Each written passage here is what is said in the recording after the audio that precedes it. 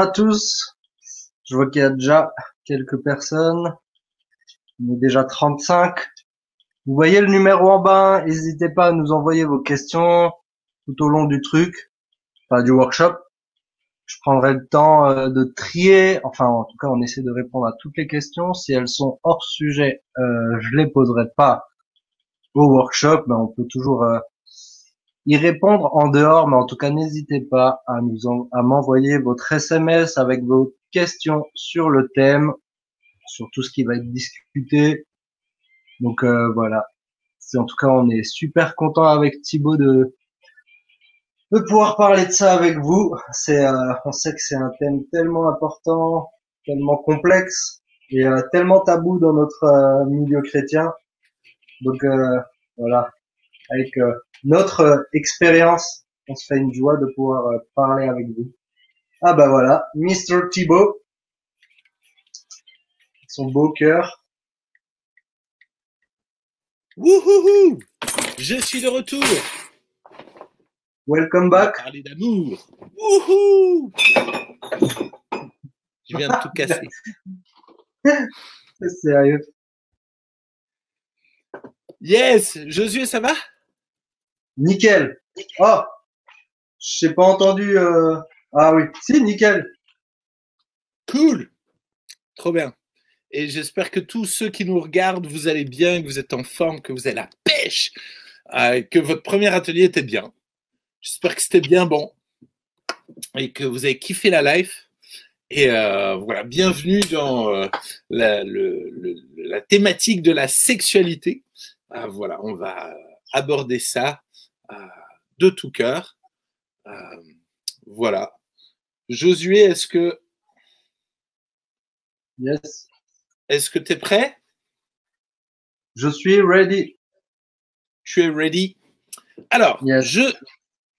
Simplement, voilà, il y a Josué Peterschmidt, votre serviteur, et moi-même, votre serviteur, Thibaut Gélière. Donc, on est là pour vous servir. Vous pouvez envoyer vos questions par SMS au numéro qui s'affiche en bas. C'est vraiment une tuerie, la technologie. C'est incroyable. On vous bichonne. Vraiment, vous imaginez pas. Il y a un gars qui s'appelle Bertrand qui vous bichonne. Donc voilà, écrivez-nous vos questions au fur et à mesure et puis on verra où on les pose au fur et à mesure. C'est Josué qui va manager un peu ça. Et sinon, on va en garder beaucoup pour la fin. Parce qu'il y a des questions que vous allez poser. Peut-être Josué se dit, mais ça, on va en parler. Donc, il va vous dire, oh, attends un peu, on va y répondre. Donc, voilà. Yes. En tout cas, on se réjouit pour ça. Je vais demander à Josué de prier. Et moi, je vais aller récupérer mon iPad qui est en train de charger. Et voilà, on va prier, on va s'attendre à Dieu. Et j'aimerais vous encourager, vous aussi, là où vous êtes, priez que Dieu vous parle et que Dieu nous aide à vraiment à bien gérer la sexualité. C'est parti. Merci Seigneur Jésus pour ce temps qu'on peut passer tous ensemble, Seigneur. Nous te remettons toutes choses entre tes mains, Seigneur. C'est toi qui conduis toutes choses et nous allons parler de sexualité, Seigneur. C'est toi qui l'as créé, c'est toi qui a mis les choses en place et vraiment nous voulons en parler avec sagesse, avec pudeur et Seigneur, vraiment nous voulons te remercier pour cela, te remercier pour la grâce qu'on a de pouvoir en parler aujourd'hui, d'avoir peut-être une parole plus libérée qu'il y a quelque temps, Seigneur, et je te remets chacune des personnes derrière son écran, Seigneur, que vraiment ta parole puisse pénétrer dans les cœurs et puisse toucher profondément, Seigneur, et puisse répondre aussi aux questions et aux besoins qu'on pourrait avoir. Que ton nom soit glorifié, Jésus. Amen. Amen. Amen, amen. Merci beaucoup. Merci Mr. Joe. Merci à chacun d'être là. Et donc, on va attaquer la sexualité. Et j'aimerais introduire la sexualité avec cette perspective que Dieu a créé 3 types d'êtres vivants. Dieu a créé les anges, Dieu a créé les animaux et Dieu a créé les êtres humains. Dieu a créé 3 types d'êtres vivants. Et j'ai peur que face à la sexualité, il y a certains qui se prennent pour des anges, d'autres pour des animaux, et seulement très peu qui réalisent qu'ils sont des êtres humains. Et j'aimerais vraiment qu'on puisse voir ces 3 facettes en introduction vis-à-vis de la sexualité. Il y a ceux qui se prennent pour des anges. Ils ne parlent jamais de sexe. Ils sont au-dessus de ça. Ils sont tellement intéressés par les choses de Dieu que la sexualité, c'est mal. La sexualité, c'est quelque chose qu'il ne faut pas aborder. Et malheureusement, à cause de ça, il y a eu beaucoup de dégâts. Parce que l'Église ne parle pas de sexe. L'Église n'aborde pas ce sujet-là. Et ainsi, beaucoup de gens sont perdus. L'Église se prend trop souvent pour des anges, alors que nous ne sommes pas des anges. Les anges sont des anges. Leur seul souci, c'est d'être proche de Dieu et d'obéir à Dieu. Mais nous ne sommes pas des anges. Nous sommes des êtres humains. Moi-même, je suis tombé dans la pornographie et la masturbation, alors que j'étais un jeune adolescent. Parce que à l'église, on m'a jamais parlé de sexualité. Seuls mes potes du foot, m'ont parlé de pornographie et de masturbation. Alors j'ai essayé. Et je me suis retrouvé prisonnier pendant des années. Et d'avoir l'impression d'être tout seul et de ne pas savoir comment m'en sortir. Parce que jamais on ne m'a parlé de sexualité. Ni à la maison, ni à l'église. Et c'est un piège de se prendre pour des anges. Malheureusement, nous sommes dans une société où au contraire, on se prend pour des animaux. Aujourd'hui, les animaux sont des êtres primitifs. J'étais il y a quelques années en Afrique du Sud et je voyais des lions lors d'un petit safari. Et les lions, ils couchent avec la lionne comme ça. Ils ont pas de tabou, pas de scrupules. Ils font ce qu'ils ont à faire et voilà. Ils assouvissent leurs besoins. Les animaux, à quelque part, font ce qu'ils veulent. C'est juste biologique. Il n'y a pas d'amour en jeu. Et tout est permis. Tout est permis. Et malheureusement, nous sommes dans une société où tout est permis. Fête à gogo, sexe à gogo, il y a des clubs d'échangistes, il y a toutes sortes de choses cheloues où malheureusement aujourd'hui, il y a une sexualité bestiale, pornographie, toutes ces choses. Mais aujourd'hui, même les publicités sont hyper sexualisées. Pour un dentifrice, on te montre une femme nue. What? Genre, nous sommes dans ce type de société hyper sexualisée. Donc, c'est hyper compliqué d'avoir une vision juste et saine de la sexualité. Pourquoi? Parce que tout le monde se prend pour des animaux. Et on nous encourage à cela et à vivre comme cela. Aujourd'hui, l'âge moyen pour une relation sexuelle, c'est 17 ans. À mon avis, c'est un peu moins. En France, 17 ans. Et les statistiques disent qu'en moyenne, une femme va avoir des rapports sexuels avec au moins 5 personnes et un homme avec au moins 12 personnes en France. Ça veut dire que, en fait, c'est vas-y, quoi. Couche, lâche-toi, fais ce qui te plaît. Et j'ai pas l'impression que nous sommes comme des animaux. Je crois que Dieu nous a créés comme des êtres humains. Des êtres physiques, relationnels, spirituels et sexuels. On est des êtres humains. On est des êtres qui sommes censés chercher Dieu. Mais on est des êtres humains sur la terre, avec des hormones, des pulsions. C'est normal que ton cœur, des fois fasse boum, boum, boum quand il voit une fille ou quand il voit un gars. Enfin, un gars pour les femmes, enfin, vous m'avez compris.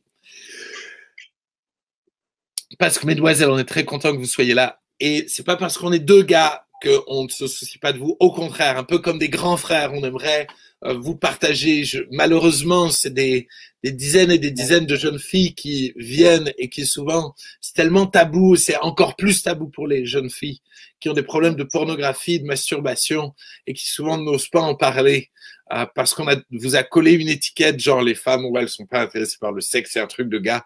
Non, non, non, non. On est tous malheureusement, on est tous dans le même panier. On est tous des êtres sexuels. On a tous été créés avec des désirs. Malheureusement, souvent, pendant des années, je croyais que les femmes, elles n'avaient pas vraiment de désir sexuel. C'est faux. C'est faux. Et je suis heureux que Dieu nous a créés comme ça, avec ses désirs, ses hormones, cette sexualité. La Bible nous dit, et on va lire, et j'espère que vous avez vos Bibles parce qu'on va essayer de lire quelques versets, dans 1 Timothée 4, verset 3, la Bible va nous dire que tout ce que Dieu a créé, bon, regarde ce que le texte dit, ils prescrivent de ne pas se marier. et de s'abstenir de certains aliments que Dieu a créés pour qu'ils soient pris avec action de grâce par ceux qui sont fidèles et connaissent la vérité. Or, tout ce que Dieu a créé est bon, rien n'est à rejeter, pourvu qu'on le prenne avec action de grâce, car tout est sanctifié par la parole de Dieu et la prière. Tout ce que Dieu a créé est bon, même tes hormones, même la sexualité. Sex is good. La sexualité est une bonne chose. À prendre avec action de grâce, on doit être reconnaissant pour notre sexualité.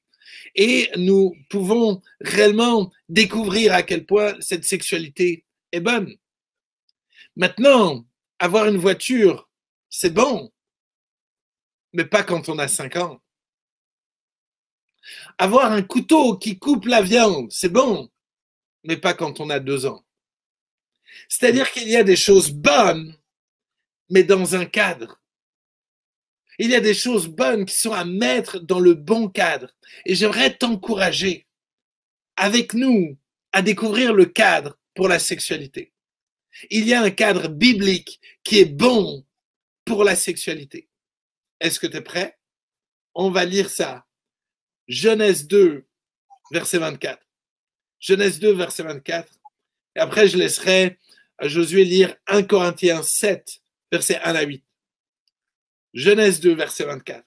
C'est pourquoi l'homme quittera son père et sa mère, s'attachera à sa femme, et ils deviendront une seule chair. L'homme et la femme étaient tous deux nus, et ils n'en avaient point honte. Le but, le cadre du sexe, c'est un homme et une femme attachés. Et alors, ils peuvent devenir une seule chair.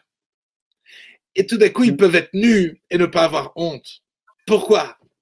Parce que c'est dans le cadre de cet attachement qu'est le mariage. Dès la Genèse, le cadre biblique, c'est un homme et une femme attachés par les liens sacrés du mariage. Mais tu vas me dire, mais ça c'est l'Ancien Testament, c'est old school. Ben voyons voir avec Josué ce que dit le Nouveau Testament. 1 Corinthiens 7, versets 1 à 8. Pour ce qui concerne les choses dont vous m'avez écrit, je pense qu'il est bon pour l'homme de ne point toucher de femme. Toutefois, à cause des occasions d'inconduite, que chacun ait sa femme, et que chaque femme ait son mari, que le mari rende à sa femme ce qu'il lui doit, et de même la femme à son mari. La femme n'a pas autorité sur son corps, sur son propre corps, mais c'est le mari, et pareillement, le mari n'a pas autorité sur son propre corps, mais c'est la femme. Ne vous privez pas l'un de l'autre, si ce n'est momentanément d'un commun, afin d'avoir du temps pour la prière, puis retourner ensemble de peur que Satan ne vous tente par votre incontinence. Je dis cela comme une concession, non comme un ordre. Je voudrais que tous les hommes soient comme moi, mais que chacun tient de Dieu un don particulier, l'un d'une manière, l'autre d'une autre. À ceux qui ne sont pas mariés et aux veuves, je dis qu'il leur est bon de rester comme moi. Mais s'il manque de continence, qu'ils se marient, car il vaut mieux se marier que de brûler. Boum! Oh! Merci Josué et merci à Dieu. C'est incroyable. T'as remarqué le début du texte? Pour ce qui concerne les choses dont vous m'avez écrit, les Corinthiens avaient plein de questions sur le sexe, le mariage, le couple, le célibat. Plein de questions. Un peu comme nous aujourd'hui. Et je crois vraiment que c'est hyper intéressant de voir à quel point il y a des réponses dans la Bible. Et la réponse, c'est que mon corps appartient à ma femme. Et ça, c'est un principe. Ton corps ne t'appartient pas. Il appartient à ton futur mari ou à ta future femme. Alors fais pas n'importe quoi avec. Ne fais pas n'importe quoi avec. Et le texte termine en disant, s'il manque de continence, qu'il se marie, car il vaut mieux se marier que de brûler. Le sexe est pour le mariage. Point. Il n'y a pas d'autre cadre. Tu ne peux pas discuter. Si tu veux, on va dans le grec. Si tu veux, pas de problème. Ce texte est trop clair pour que tu me racontes des salades. Il n'y a pas d'autre cadre pour le sexe. Mais si tu ne me crois pas encore, lisons Hébreux 13, verset 4. Hébreux 13, verset 4. Que le mariage soit honoré de tous et le lit conjugal exempt de souillure, car Dieu jugera les débauchés et les adultères. Il y a un lit conjugal. Il y a le lit est réservé au mariage. Et on doit tous honorer ça. Que tu sois célibataire, jeune, peu importe ton âge, tu dois honorer le mariage. Tu dois veiller à cela. Tu dois réellement chercher cela. Et surtout ne pas amener aucune souillure dans le mariage. Vous savez, moi j'ai eu la chance d'être célibataire pendant 36 ans. Je viens de me marier il y a moins d'1 an. Mais honnêtement, je découvre à quel point le mariage c'est énorme. C'est énorme. Tu sais pourquoi c'est énorme? Parce que le mariage est hyper sécurisant. Je comprends maintenant pourquoi Dieu a mis le sexe dans le cadre du mariage. Parce que je ne me compare pas à personne. Je n'ai couché avec personne. Ma femme a couché avec personne. Et on peut apprendre ensemble parce qu'on est mariés. C'est-à-dire que si un soir, la performance est un peu moins bonne, c'est pas grave. Demain, on recommence. La semaine prochaine, on recommence. C'est-à-dire que c'est le kiff. On apprend ensemble.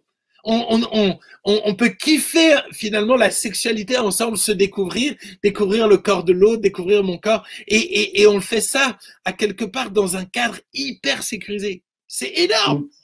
C'est génial le mariage. Et le sexe dans le mariage, c'est vraiment de la bombe. Alors oui, le sexe est essentiel pour avoir des enfants. Pas de problème. Tu trouves ça dans Genèse 1, verset 28. Mais le sexe n'est pas juste pour faire des enfants. Tu peux pas faire des enfants autrement. Enfin, quoi qu'aujourd'hui, il y a des trucs chelous.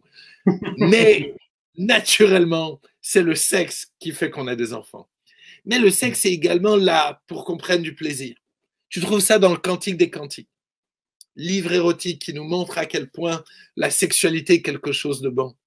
Mais tu trouves ça également dans Proverbe 5, versets 19 à 20, 18 à 20. Proverbe 5, versets 18 à 20. Réjouis-toi de vivre avec celle que tu as choisie dans ta jeunesse et rends-la heureuse. Ta femme est aimable et gracieuse comme une gazelle. Que son corps te comble toujours de joie. Alléluia. Sois sans cesse heureux de son amour. Et pourquoi, mon fils, serais-tu épris d'une étrangère et embrasserais-tu le sein d'une inconnue? Quand tu découvres la joie du mariage, la joie du sexe dans le mariage, alors pourquoi t'irais voir une inconnue? C'est insensé de tout gâcher, ce beau cadeau que Dieu nous a donné, pour une relation un soir, pour de la pornographie, pour quelque chose qui est finalement tellement futile, avec une inconnue, qui nous aime pas, qui n'en a rien à cirer de nous. Alors qu'on peut vivre du sexe avec celle qu'on aime ou avec celui qu'on aime. C'est ça, réellement, le cadre, le plan extraordinaire que Dieu a préparé pour nous. Mais malheureusement, le diable ne crée rien, mais il essaie de prendre des bonnes choses et de les faire vriller. Le diable nous a tendu des pièges. Et j'aimerais maintenant qu'on prenne du temps pour aborder les différents pièges que le diable a mis en place pour nous détruire. Josué, est-ce que tu as quelque chose à dire? Des questions? Non. Écoute, pour l'instant, pas trop. N'hésitez pas, hein, si vous avez des questions. 06 89 51 88 34. Je les prendrai. Attends, si on a une question. On a quand même une question que je vais poser. Est-ce que le flirt est permis et aussi peut-on faire des French kiss? Est-ce que le flirt est accepté et les French kiss? Alors, je ne sais pas ce que ça veut dire un French kiss. Je crois que c'est juste des bisous sur les lèvres. D'accord. À la russe, quoi. Ouais, un smack, quoi. Je crois. C'est peut-être le langage des vieux, le smack. Bref, en tout cas, il y a un verset qui dit « Tout est permis, mais tout n'est pas utile ». En d'autres termes, c'est que, à quelque part, je peux pas te dire une loi genre « t'as pas le droit ». C'est pas une loi. Mais quelle est l'utilité ou quelle est la finalité? Malheureusement, si tu commences à flirter, un bisou va amener une caresse. Une caresse va amener un bisou amélioré. Un bisou amélioré va réveiller tes hormones. Et malheureusement, si tu n'arrives pas à contenir tes mains, tes hormones et ton cerveau, tu vas partir en vrille. Et ne crois pas que tu es meilleur que nous. Vraiment. Tu vas l'entendre plus tard avec le témoignage de Josué. Je pointe là, mais en fait, c'est là. Pardon. Mais tu vas le voir, on est tellement faible et fragile, en fait. Moi-même, vraiment, j'ai été trop loin dans mes fiançailles parce que je n'ai pas su mettre une limite hyper ferme. Et pourtant, j'étais fiancé. J'ai envie de t'encourager. Fais le moins possible. Honnêtement, si tu peux même ne pas embrasser ta fiancée, je pense que c'est mieux. Honnêtement. Honnêtement. Tu n'imagines pas comme un bisou peut te donner envie de faire un câlin qui te donnera envie de faire un bisou amélioré et de faire des bêtises que tu vas regretter. Donc voilà mon avis, c'est que c'est un piège. Ça fait partie des pièges, donc tu m'as bien introduit avec ta question. Sur la suite, je continue et puis Josué, n'hésite pas d'intervenir. Yes. Premier piège, la Bible nous parle d'adultère, et l'adultère c'est dans le cadre du mariage, donc avant le mariage, on s'en sort bien. Faux! La Bible nous dit qu'il y a deux types de péchés, l'adultère et la fornication. Tu trouves ça dans Marc 7, versets 21 à 23. Marc 7, 21 à 23. C'est du cœur de l'homme que viennent les mauvaises pensées, qui le poussent à la fornication, à voler, à tuer, à commettre l'adultère. Oh! Donc on voit qu'il y a l'adultère dans le cadre du mariage et la fornication en dehors du mariage. Et que les deux sont des péchés. Éphésiens 5, verset 5 dit même qu'il n'y a aucun fornicateur qui n'aura d'héritage dans le royaume du Christ.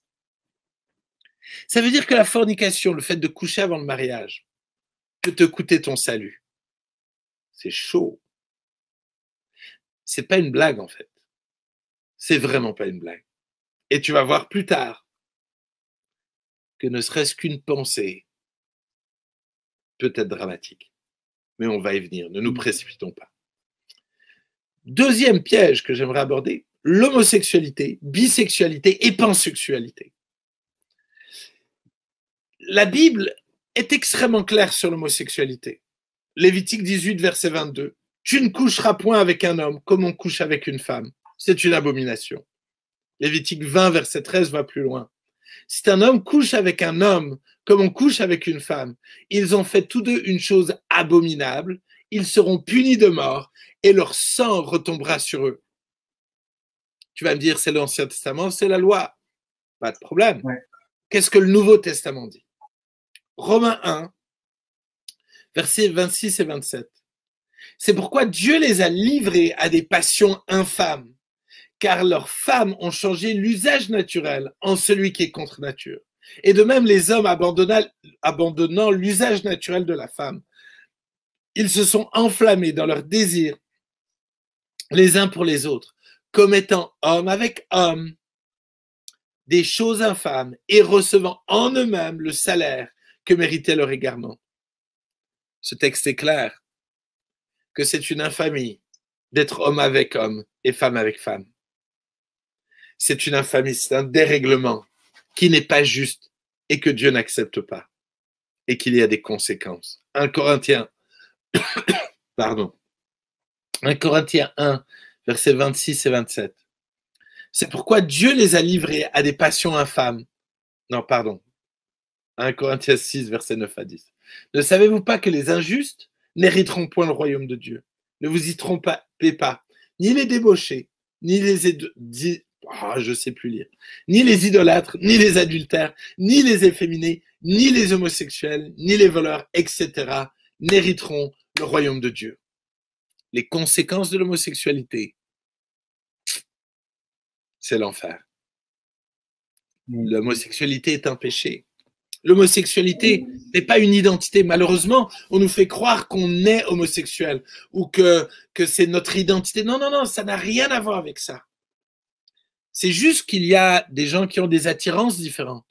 Certains sont attirés par le vol, par la richesse, d'autres la drogue, d'autres l'alcool, d'autres l'homosexualité. C'est une attirance, mais ce n'est pas parce que tu es attiré vers quelque chose que forcément tu dois assouvir tes désirs. Souvent, quand j'étais petit, j'avais plein de désirs. Heureusement que ma mère n'a pas accepté tous mes désirs. C'est logique. De la même manière, des fois, on a des désirs, mais Dieu n'est pas d'accord avec tous nos désirs. Et il sait nous dire non. Et il a envie de te dire, l'homosexualité, c'est non. L'homosexualité, c'est non. Quand j'étais ado, je me suis posé pendant des années cette question, est-ce que je ne serais pas homosexuel? Je n'étais pas à l'aise avec les filles, j'étais assez timide sur ces choses-là, mais à un moment donné, j'ai fait un choix. Fait le choix de croire ce que la Bible dit. Choix de croire que Dieu m'avait créé pour devenir un jour le mari d'une femme. Et Dieu merci combien aujourd'hui, je suis reconnaissant pour la grâce qu'il m'a fait de rester ferme dans ma position. Et aujourd'hui, dans mon mariage, qu'est-ce que je suis heureux. La bisexualité et la pansexualité sont des choses extrêmement à la mode. Mais ces choses-là sont des dérèglements, au même titre que l'homosexualité. Finalement, la bisexualité, la pansexualité, c'est fais ce que tu veux avec qui tu veux. Ce n'est pas biblique, ce n'est pas ce que Dieu veut. Toutes les fois où des sociétés ont fait ce qu'ils voulaient avec qui ils voulaient sont des sociétés qui sont parties en vrille. Et je crois qu'il nous faut être très vigilants face à ces choses-là. Très, très vigilants. Ce n'est pas parce que ça sonne bien que c'est bien. On va te faire croire que c'est libérateur alors que c'est destructeur. Prochain piège. Tout commence par un regard et par une pensée. Matthieu 5, verset 28. Il dit, mais moi je vous dis que quiconque regarde une femme pour la convoiter a déjà commis un adultère avec elle dans son cœur. C'est un truc de fou. Ça commence par une pensée et un regard. Ça commence là, en fait. Et c'est pour ça que faisons attention dans ce monde hyper sexualisé. Souvent, on a envie de dire, mais c'est pas grave, c'est pas si grave. Non, non, c'est extrêmement grave. L'adultère est extrêmement grave. Et l'adultère commence par ce que tu regardes et par ce que tu penses. C'est pour cela que la pornographie et la masturbation sont très dangereuses. Et j'aimerais laisser maintenant la place à Josué pour nous partager ce qu'il a vécu par rapport à la pornographie, à la masturbation, et de voir à quel point ces choses-là ont été destructeurs dans sa vie. Josué, yes. La place. Merci à tous, en tout cas, pour vos... Là, j'ai un drôle de retour. Vas-y, bon, moi je t'entends bien. Vous m'entendez normalement, c'est bon? Pour vos questions, en tout cas, il y en a quelques-unes, on les verra, on va les prendre, ne vous inquiétez pas. Donc, pour me présenter, moi c'est Josué Peter Schmidt.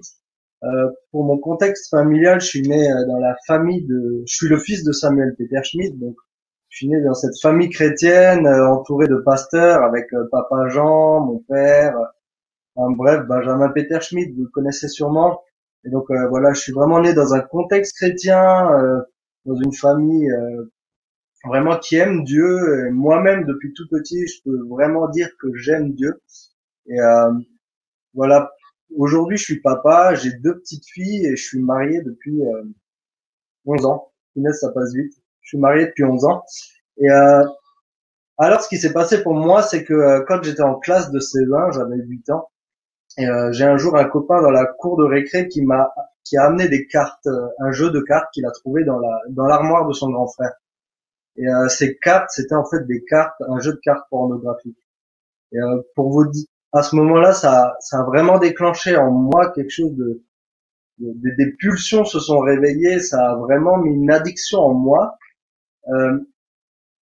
Et c'était terrible en fait. Et je sais pas comment vous dire, mais aussi petit que j'étais, aujourd'hui encore, je me souviens de ces cartes tellement c'est quelque chose qui m'a marqué.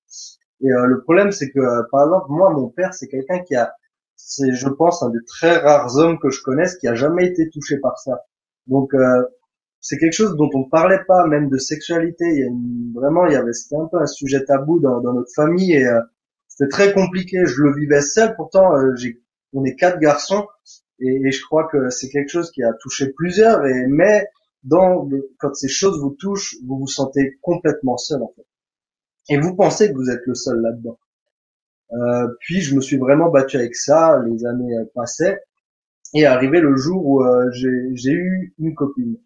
Donc j'avais 15-16 ans, c'est celle qui aujourd'hui est ma femme, et je me suis dit mais aujourd'hui tu vas te mettre avec une copine, voilà, tu vas pouvoir la prendre dans tes bras, tu vas pouvoir trouver cette chaleur humaine et juste pouvoir aimer quelqu'un et tu vas être libre. Et je pensais que cette étape m'amènerait à être libre en fait. Et ce qui s'est passé, c'est qu'au contraire, les pulsions et ma vision complètement faussée de la sexualité au travers de tout ce que je voyais, de tout ce que je me nourrissais. Alors à l'époque, on n'avait pas l'accès que vous avez aujourd'hui. Hein. Aujourd'hui, c'est terrible, c'est terrible. Peu importe où vous allez, voilà, nous, fallait encore qu'on cherche, mais je le faisais au travers des clips, de chansons, au travers de toutes ces choses. Et avec toutes ces pulsions, ben petit à petit, ma femme était très loin de tout ça. Enfin, ma copine à l'époque. Et je l'ai amenée à faire des bêtises avec moi, en fait. Je l'ai amenée voilà, j'avais mes mains peut-être trop baladeuses. On n'est jamais allé jusqu'à l'acte même, mais on est allé 1000 fois trop loin par rapport à ce que Dieu nous demande. Et vraiment, si vous êtes un couple, évitez de vous isoler, et évitez de vous mettre seul, évitez de vous exposer. Et vraiment, nous, c'est des bêtises qu'on a fait, c'est des regrets qu'on a eus, voilà. Mais tout ça était toujours quand même dû à mes pulsions personnelles que ma copine ne savait pas. Hein. Elle savait pas que je me nourrissais de tout ça. Et comme j'étais dans une famille chrétienne avec Samuel Peter Schmidt, j'avais la grâce de voir pas mal d'hommes de Dieu chez moi. Et j'ai fait prier par des hommes de Dieu, Mamadou Karambiri, des gens comme ça. Et je me disais, mais je vais être délivré. Et et c'est pas la grandeur de l'homme qui prie pour vous qui va vous libérer. C'était beaucoup plus profond et ce qui se passait, c'est que ça changeait rien en fait. Ce combat, il continuait et arrivé le jour où on a décidé de se marier avec ma femme. Et là, je me suis dit, là, tu vas pouvoir assouvir toutes tes pulsions, tous tes besoins, toutes tes envies. Tu vas pouvoir, et en plus, tu vas pouvoir le faire sans culpabilité, sans rien. Donc, tu vas être libre. Mais malheureusement, ce secret est resté. C'est quelque chose qui continuait de me suivre, que je continuais de chercher parce que finalement, j'ai vu que la réalité n'était pas du tout ce que je m'attendais et ce avec quoi je me nourrissais. J'avais énormément de théories, mais complètement faussées sur la réalité. Et, tout ça a vraiment mis des difficultés dans notre couple et est arrivé ce moment où j'ai eu des enfants. D'autant plus que moi, j'ai eu 2 petites filles, donc Camille et Louise, qui aujourd'hui ont 7 ans et 6 ans.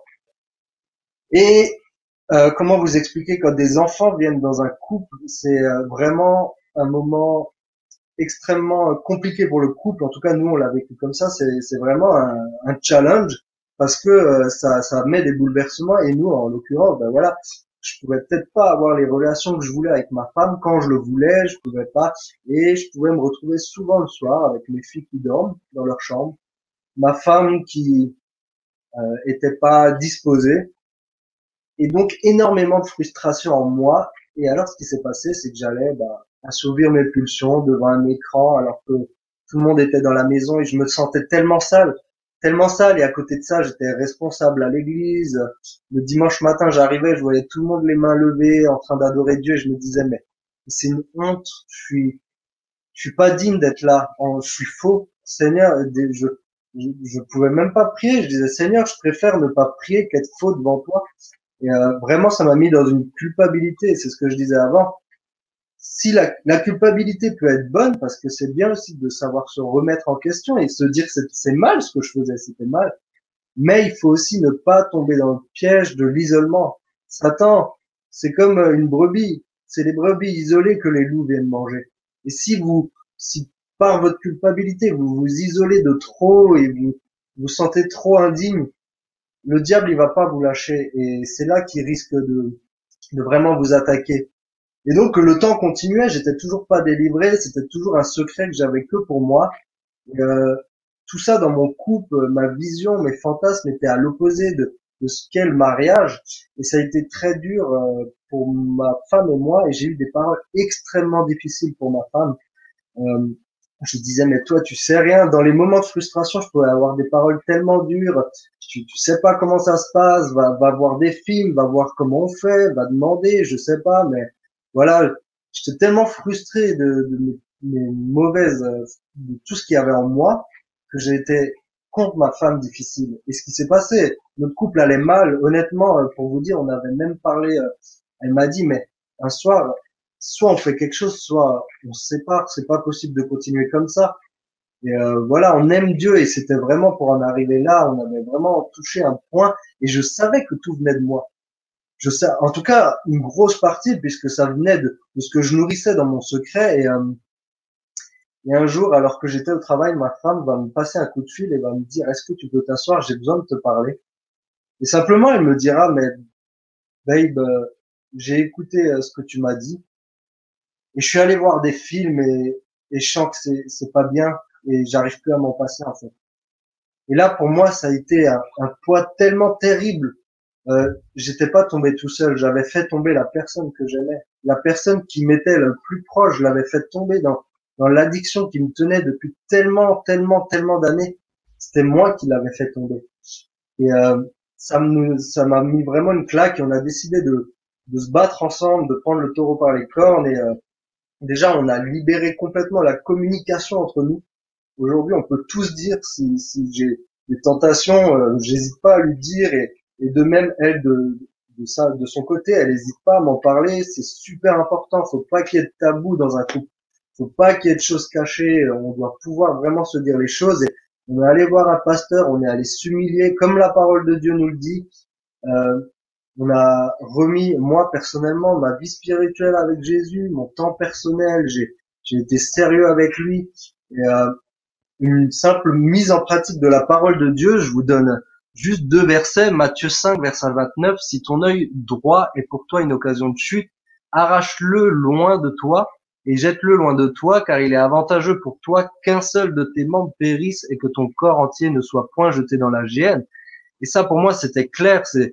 C'était les réseaux sociaux. Ça me poussait tellement de fois à tomber. Et donc c'est une image, comme disait, c'est une image, une vision, une pensée. Puis on va plus loin, puis on va rechercher un film, puis on va assouvir une pulsion. Et après, il y a ce moment de culpabilité. Alors, pour moi, ça a été de me séparer des réseaux sociaux. Là, je suis retourné sur Instagram avec une prudence extrême. Et voilà, ça fait maintenant des années. Ça m'a vraiment fait du bien. Après, l'autre verset, c'était un verset qui est trop important pour les couples, je crois, c'est 1 Corinthiens 7, verset 5.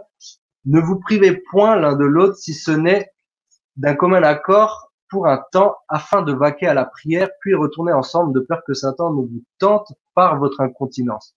Je dis cela par condescendance, je n'en fais pas un ordre. Et voilà, Dieu, il nous met vraiment, voilà, dans sa parole, des fois, on dit, ah, j'ai pas le droit de ça, j'ai pas le droit de ça, il y a des lois, il y a des règles. Mais en fait, on voit que quand Dieu nous demande des choses, c'est toujours pour notre bien. Et vraiment, nous, le cas de pouvoir, rien que ce verset, de ne pas se priver l'un à l'autre, c'est tellement important parce qu'aujourd'hui, j'ai encore parlé cette semaine avec un collègue qui, sa femme le prive, il est à deux doigts de craquer, il est à deux doigts d'aller voir ailleurs. Et on voit que c'est des vérités. Dieu nous a créés, on est des créatures merveilleuses, on a été créés pour le glorifier. Et lui, il sait exactement comment on fonctionne. Et c'est pour ça qu'il nous a mis toutes ces choses en place. Et pour terminer, ben, voilà, après tout ça, un jour, j'étais à l'église et pendant la louange, je pouvais pas louer. Je faisais que pleurer. Je peux pas vous expliquer. C'est un instant T dans ma vie. J'ai été complètement délivré ce jour-là. Vraiment. Depuis, il y a plus de pornographie. Il y a plus de masturbation. Il y a plus toutes ces choses. Il y a encore des tentations. Mais c'est à moi de mettre les règles au bon moment. Et voilà, il a vraiment fait cette grâce de nous régénérer dans nos moments intimes.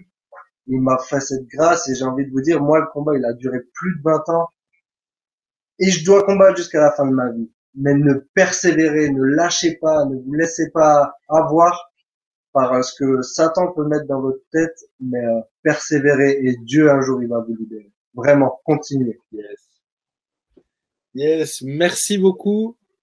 Merci vraiment à Josué, vraiment pour ce que tu nous as partagé. Vraiment, c'est énorme. C'est vraiment énorme. Donc, moi, il faut que je écrive à mon ami Bertrand. Tac. Ah, mais Bertrand, t'es au top. Mais en plus, on a des Il est au taquet. J'en peux plus. Bertrand. Non, c'est la folie. Vous qui nous regardez, vous ne mesurez pas. Il y a des gens, ils sont derrière et ils managent tous les workshops en même temps. C'est des malades, c'est des gros malades. Bref, en tout cas, merci Josué pour ce que tu nous as partagé. J'aimerais peut-être laisser un petit texte, on ne va pas le lire, il est trop long, mais c'est Proverbe 7, versets 6 à 27. Proverbe 7, versets 6 à 27. C'est incroyable. Ce texte, il me fait tellement penser à ce qu'on a entendu avec Josué, ce que tu vois avec David et Bathsheba. Ça commence par un regard et puis à quel point tu deviens prisonnier, ça te détruit en fait. Ça te détruit. Ça commence par quelque chose qui paraît pas si grave. Et on essaie de nous faire croire que c'est pas si grave. La pornographie, la masturbation. Pourtant, c'est grave. Il y a eu un courant de pensée, malheureusement, dans l'Église qui dit mais la masturbation, c'est pas grave et puis voilà, faut assouvir les choses. Mais il y a des principes dans la Bible. Par exemple, un principe dans le Nouveau Testament qui dit ne vous laissez asservir par rien du tout. Je connais pas de gens qui sont pas assouvis à la masturbation. Dans le sens, c'est où tu es libre et tu le fais pas, ou malheureusement tu es toujours amené à le refaire. C'est plus fort que toi. Et je crois réellement que la masturbation est un péché. Pourquoi? Parce que quand je me masturbe, je ne cherche pas la gloire de Dieu. Je le fais dans les ténèbres, je suis caché, j'en ai honte. Tu crois vraiment que faire quelque chose qui honore Dieu, ça produirait la honte, ça t'encouragerait à le faire en cachette? Et en plus de ça, la sexualité est toujours dans le but de donner quelque chose à quelqu'un. Le but de la sexualité, c'est de faire plaisir à l'autre. Comme on le lisait tout à l'heure, ton corps ne t'appartient pas. Il appartient à ta femme ou à ton futur mari. Et vraiment, j'aimerais nous encourager à ce que les choses soient extrêmement claires. Il y a plein de versets, hein, je passe un peu dessus pour vous laisser la place aux questions. D'ailleurs, posez vos questions à Josué. Dans quelques minutes, là, je vais prendre le temps. T'as dit quoi? Il y a des questions, il y a des questions. Ah, cool. Ben, voilà, sélectionne-les, prépare-les. Je termine juste avec les derniers petits pièges que j'avais envie d'aborder. Attention au sexy, mesdemoiselles. Et comme un grand frère, avec beaucoup d'affection pour vous, ne mettez pas de mini-jupe. Ne montrez pas votre poitrine. Gardez-vous. Vous êtes tellement belle et précieuse. Gardez-vous. Ne cherchez pas à attirer le regard. Et certaines filles me disent ouais, mais c'est les hommes, ils ont qu'à regarder ailleurs. Mais sérieusement, honnêtement, tu préfères pas te garder pour ton futur mari? Honnêtement. Je veux dire, la Bible dit que si je suis une pierre d'achoppement pour quelqu'un d'autre, c'est moi qui suis coupable. Si ce que je fais pousse les autres à pécher, j'ai une responsabilité. Et je sais que certaines filles, vous n'aimez pas entendre ça, mais c'est vraiment avec beaucoup d'amour. Vous êtes tellement précieuses, tellement belles, que j'aimerais vraiment vous encourager à fuir le sexy. Vraiment. Fuyez ça. Et vous allez voir comment vous garder va être en bénédiction pour votre mari. Réservez le sexy à votre futur mari. Vraiment. Vous n'en serez que reconnaissant. Autre piège, le concubinage. Où, bah, c'est pas grave, on dort ensemble et il n'y a pas de problème. Wow. Honnêtement, je n'aurais jamais pu coucher dans la même pièce que ma femme sans qu'on ait fait des bêtises. Vraiment. Et je pense pas que tu es un surhomme ou une surfemme et tu risques vraiment de faire des bêtises que tu vas regretter. Mais même si, admettons, tu es un surhomme et une surfemme, si quelqu'un entend ça ou te voit faire ça et se dise « Ah, mais c'est pas grave, je peux dormir dans le même lit que quelqu'un d'autre. » Mais lui, il n'est pas fort et que lui tombe, la Bible dit que tu auras ta part de responsabilité. On est censé être des exemples. Donc, pas de concubinage. Pas oui, mais on part en vacances, on est obligé de dormir dans la même chambre. Tu es obligé de rien du tout. De rien du tout. Sois intransigeant. Tu es beaucoup plus faible et fragile que tu l'imagines. Si le roi David, l'homme selon le cœur de Dieu, est tombé, pourquoi toi tu tomberais pas? Si Josué Peter Schmidt, le fils, l'héritier, enfin non, t'es pas l'héritier, mais t'es un des héritiers de Jean Peter Schmidt, il est tombé. Qui es-tu? Honnêtement, qui es-tu? Tu n'imagines pas à quel point moi je suis extrêmement vigilant. Extrêmement vigilant. J'ai pas de télé parce que je veux pas tomber. Et dès que j'ai des tentations, j'appelle mes potes et je dis les gars, priez pour moi. Parce que je suis faible et fragile et que j'ai pas envie de jouer. La dernière fois, j'ai pris une décision. J'ai dit, telle jeune fille, je veux pas la voir seule. Il s'est rien passé. Mais je sens qu'il y a une fragilité. Et donc, j'en ai parlé à quelqu'un pour qu'il soit vigilant sur moi, qu'il prie pour moi. Et j'ai pris une décision. Ça paraît radical. J'ai rien fait, il y a rien. C'est une jeune fille normale, enfin, pas de problème. Mais je sens que je pourrais être fragile. Donc, je mets des limites. Parce que j'aime ma femme. Et je veux préserver ma femme, mon mariage. Et j'ai envie de t'encourager. Mets des limites. Mets des limites. Vas-y, Josué, attaque les questions. Yes. Alors, première question. Attends, je vais. Oh. J'ai une question pour Thibaut. Comment expliquer à deux jeunes qui sont fiancés que coucher avant le mariage, c'est mal parce qu'on vient te sortir que de toute façon ils vont se marier et que dans la Bible il n'est pas question de cérémonie à la commune ou à l'église. J'ai beau expliquer que la loi actuelle s'est passée à la commune, que la loi actuelle s'est passée devant la commune pour se déclarer marié, ça ne passe pas. Ok, c'est une bonne question. Ma première réflexion, c'est est-ce que ces jeunes sont chrétiens ou pas, nés de nouveau ou pas? C'est la première question. Si on essaie de faire des choses que Dieu nous demande et que les gens ne sont pas nés de nouveau, c'est pas possible en fait. Parce que on va essayer charnellement de les faire comprendre quelque chose que seul le Saint-Esprit peut nous révéler. Donc je pense que la première chose, c'est de leur faire découvrir Christ, qu'ils doivent kiffer Christ, kiffer la parole de Dieu et découvrir finalement combien Jésus nous a pardonné, qui il est, et que ça leur donne envie de le suivre. Ça, c'est la première chose. La deuxième, c'est que s'ils sont nés de nouveau, effectivement, c'est d'être très pédagogue. Qu'est-ce que la Bible dit? De reprendre les textes et de dire, bah ok, t'es marié quand? Est-ce que t'es marié? Oui ou non? S'ils disent oui, qu'ils se considèrent mariés, bah tu dis, bah ok, bah voyons ce que la Bible dit. La Bible dit d'honorer les autorités et les lois en place. 1 Corinthiens 13. Non, pas Romains 13, pardon. Romains 13.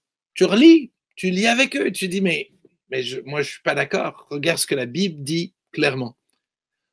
S'ils veulent après faire ce qu'ils veulent, ils font ce qu'ils veulent, tant pis pour eux. Mais toi, ce que tu auras fait, alors encore une fois, c'est seulement dans le cadre où les gens sont vraiment nés nouveaux, enfants de Dieu, tout ça, ben c'est vraiment de les mettre face à leurs responsabilités. Après, on ne peut pas leur taper dessus, on aimerait, mais enfin non. Mais ouais, voilà, faut être pédagogue et faut aimer et faut donner envie aux gens de réaliser ça. Et honnêtement, si à partir du moment où dans les fiançailles, tu amènes la sexualité, tu es en train de saboter ton mariage. Honnêtement. J'ai vu plein de gens qui couchaient avant le mariage, ils se sont mariés, ils ont divorcé quelques mois après. Énormément. énormément de cas comme ça. Pourquoi? Parce que malheureusement, le temps de fiançailles est là pour développer l'amitié, pour développer, je dirais, les fondements du mariage. Et les fondements du mariage, ça ne doit pas être le sexe. Parce que si c'est le sexe, ça ne va pas durer. Et forcément, ça va partir en vrille. Si dans les fiançailles, tu développes l'amitié, tu développes la confiance, tu développes la communication, alors le mariage va durer longtemps. Parce que le sexe ne sera pas le fondement des fiançailles. Voilà. Prochaine question. J'ai été faible. Malheureusement, j'ai brûlé. Pour arrêter, je suis tombé dans la masturbation, entre parenthèses, sans pornographie. Alors je m'excuse en disant que ça me permet de ne pas brûler, mais par rapport à Dieu, je ne sais pas si c'est bon. Alors, je pense que j'imagine que j'ai quand même un peu déjà répondu par rapport à la masturbation. Ce qui est sûr, c'est que Jésus pardonne. Jésus pardonne ceux qui sont tombés. Il a pardonné David, il a pardonné Josué, il m'a pardonné. Jésus pardonne. Son sang est suffisant pour nous pardonner si on a brûlé les étapes. Et il est capable de nous, la Bible dit, si vous confessez vos péchés, il est fidèle et juste pour vous pardonner et vous purifier de toutes vos iniquités.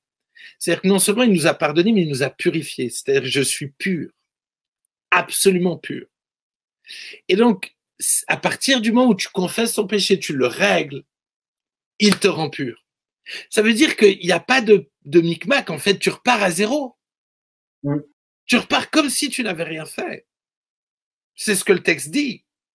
Donc, c'est pour ça, ne diminue pas le pardon de Dieu. Ne diminue pas la purification qu'il t'a donnée.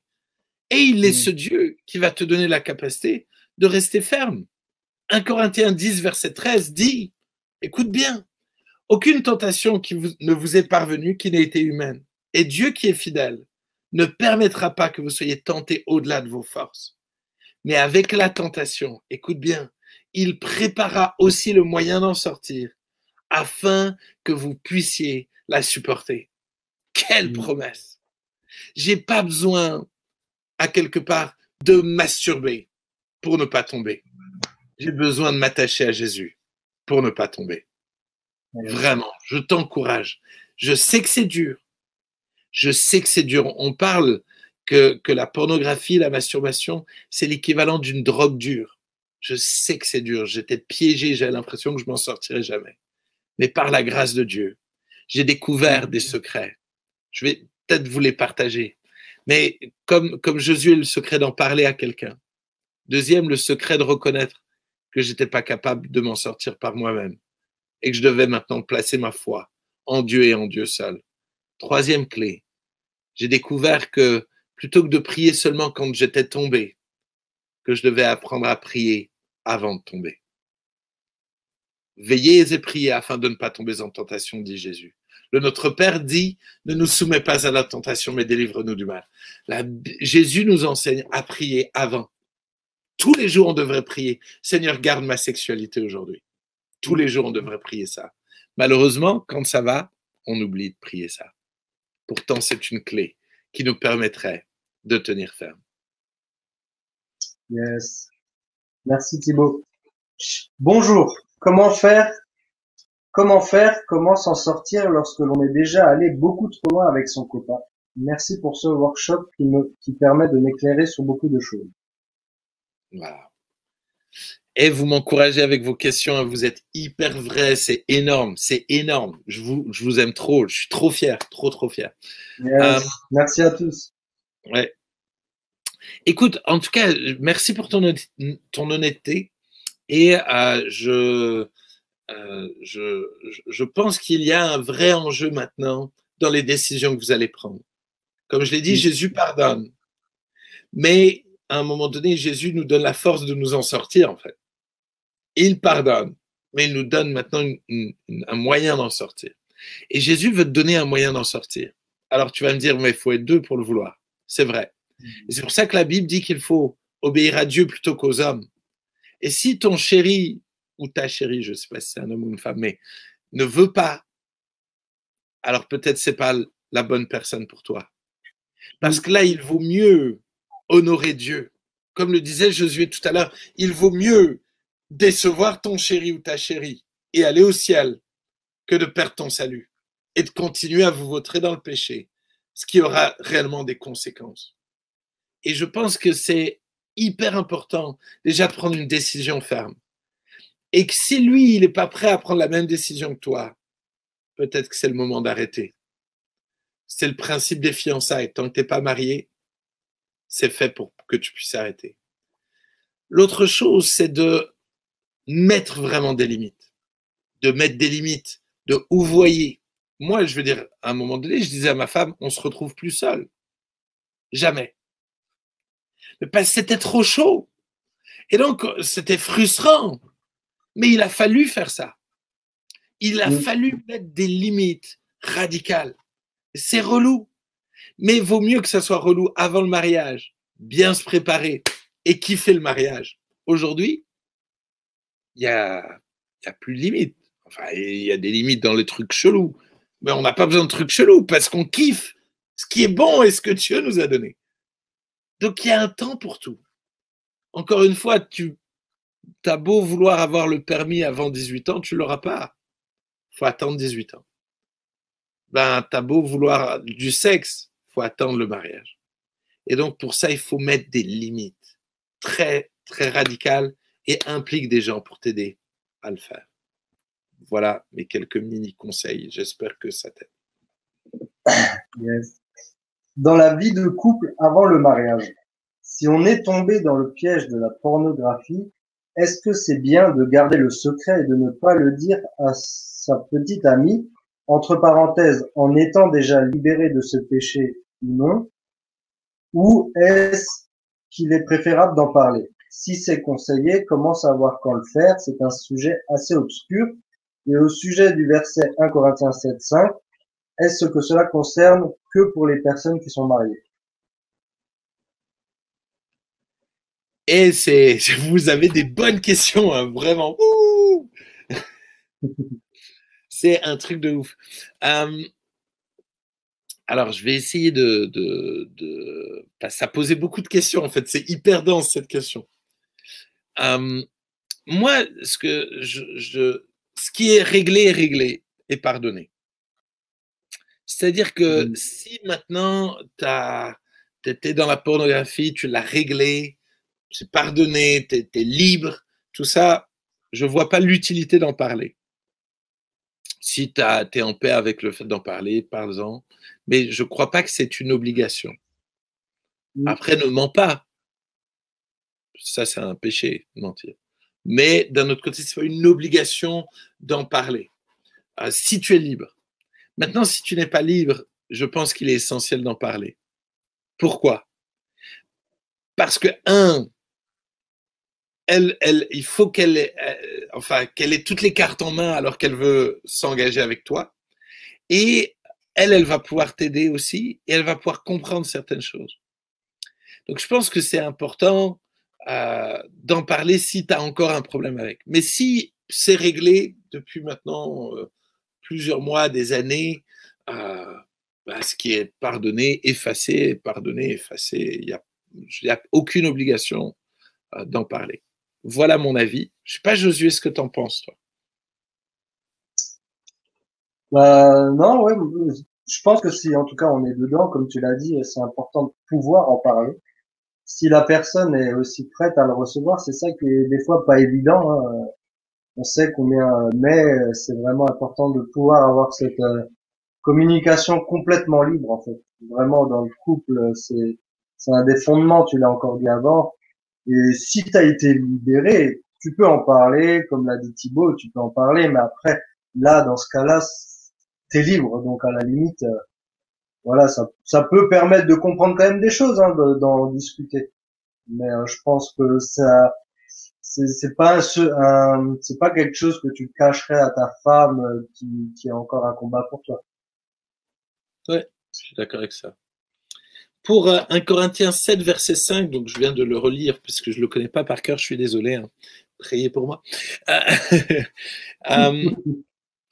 Ne vous privez pas l'un de l'autre, si ce n'est momentanément d'un commun accord, afin d'avoir du temps pour la prière, puis retournez ensemble de peur que Satan ne vous tente par votre incontinence. Oui, ce verset, il concerne le mariage, en fait. Parce que forcément, avant le mariage, ben, on est incontinent. Et oui, Satan essaye de nous tenter, mais on tient ferme parce que Dieu est bon. La Bible dit, marchez par l'esprit et vous n'accomplirez pas les désirs de la chair. C'est-à-dire, quand tu es célibataire, la Bible dit qu'on peut servir Dieu à fond. Donc, naturellement, si je sers Dieu à fond, je marche par l'esprit, naturellement, je ne vais pas être attiré par les choses de la chair. Maintenant, la Bible dit, celui qui est marié s'occupe des choses de sa femme. Et c'est là où il y a un changement. C'est-à-dire que tout d'un coup, je cherche l'intérêt de ma femme. Tout d'un coup, la sexualité devient quelque chose d'essentiel, d'important. Et donc, c'est là où je ne dois pas mettre d'incontinence. Parce que sinon, le diable, lui, va chercher à nous tenter autrement. Et voilà, c'est important de comprendre le contexte. Et vous pouvez lire tout le chapitre, hein, c'est hyper intéressant. Mais prenez le temps de l'étudier. Ne prenez pas un verset juste comme ça. Il y a une cohérence sur le célibat, le mariage, sur la sexualité qui est hyper bien faite et qui va vous aider vraiment à prendre de bonnes décisions pour rester pur. Est-ce qu'il y a encore une question? Yes. Oui. Alors, Hello, coincé dans la pornographie depuis des années, avec des hauts et des bas, je n'arrive pas à en sortir. Des conseils? Alors là, mon ami, si tu n'as pas eu tous les conseils là, on t'a donné la crème des conseils. Voilà, je pense que... Moi aussi, j'avoue que j'ai peur que sinon je vais vraiment trop me répéter. Mais ouais. Entoure-toi des bonnes personnes, sois honnête, sois vrai, prie avant de tomber, coupe avec ce qui te fait tomber. Ça, c'est vraiment les clés qu'on a pu aborder. Et continue de croire que Jésus est vivant et qu'il pardonne et qu'il libère encore aujourd'hui. Voilà. Après, on a que faire quand des amis veulent se mettre en couple à leur jeune âge?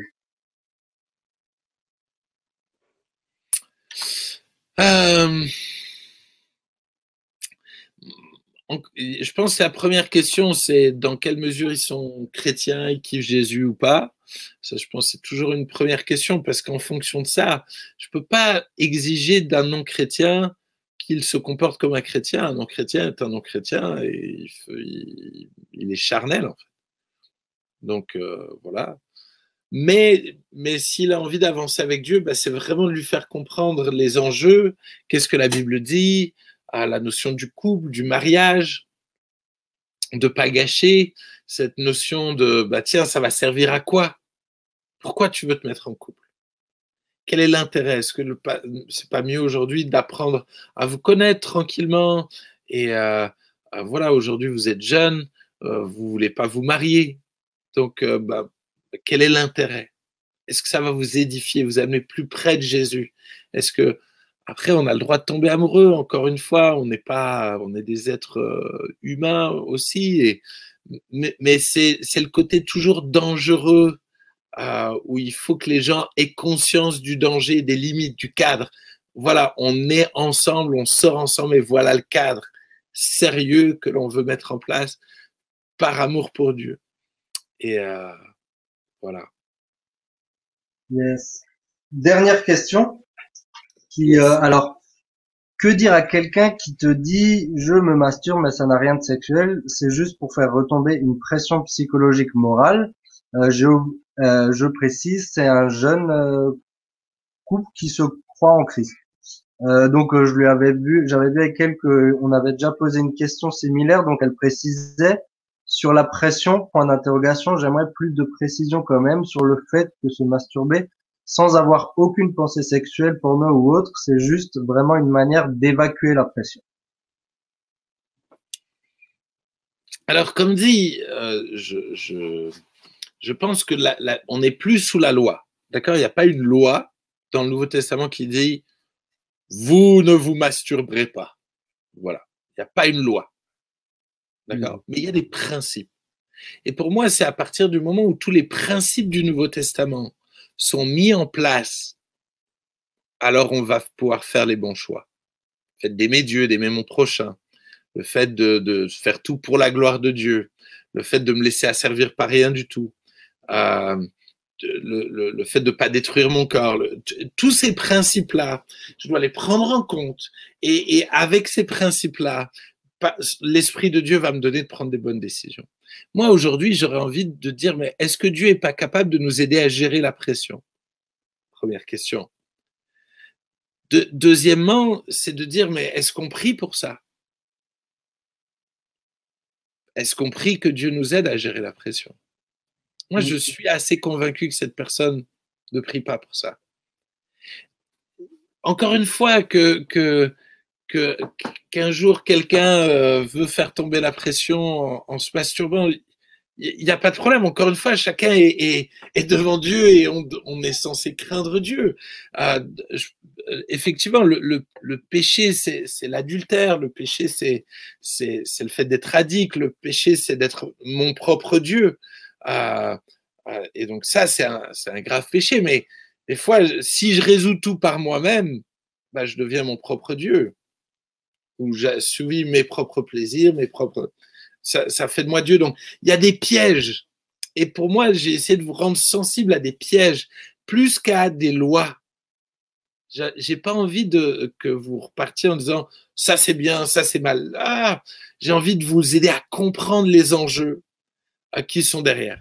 Et donc, ce que j'ai envie de t'encourager, c'est toi aussi de développer cette capacité d'enseigner les autres au travers de ces réflexions, de ces principes spirituels et de leur communiquer aussi. Et de les rendre finalement matures, de les rendre conscients que c'est leur responsabilité, mais face à la parole de Dieu et que c'est des fois plus compliqué que juste dire « ouais, je dois évacuer la pression ». Ok, réfléchis à tous les paramètres et ensuite tu prends ta décision. Voilà. Exact. Merci. Et c'est vrai que Jésus, un des gros trucs enfin, c'est quand même quand Jésus il dit par rapport à la loi, celui qui couche avec une autre femme a commis l'adultère, mais moi je vous dis, celui qui convoite une autre femme.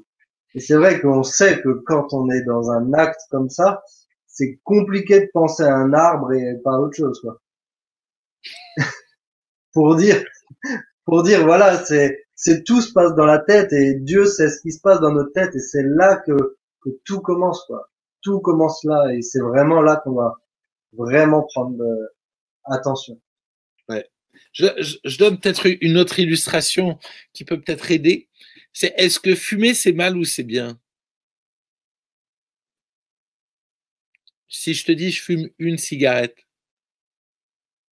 si maintenant je serais devant vous et je m'allume une cigarette, je pense que la majorité d'entre vous serait extrêmement choqués. Et je pourrais vous dire, j'ai fumé qu'une cigarette et c'est pour évacuer la pression. Le problème, c'est que je serais non seulement un mauvais exemple pour vous, mais deuxièmement, je ne sais pas si cette cigarette va pas faire de moi quelqu'un d'addict. Je ne sais pas. Et cette personne ne sait pas si au moment où elle se masturbe, elle n'est pas en train d'enclencher quelque chose qui va devenir une prison pour elle. Donc voilà, encore une fois, c'est une illustration pour vous faire comprendre que c'est plus compliqué que juste c'est bien ou c'est mal. Voilà, merci beaucoup. Merci à Josué. Yes, merci à tout le monde. Merci pour vos questions. En tout cas, on t'aime, on prie pour toi et on espère vraiment que ce week-end va continuer de te bénir. Ciao, ciao. Salut à tous.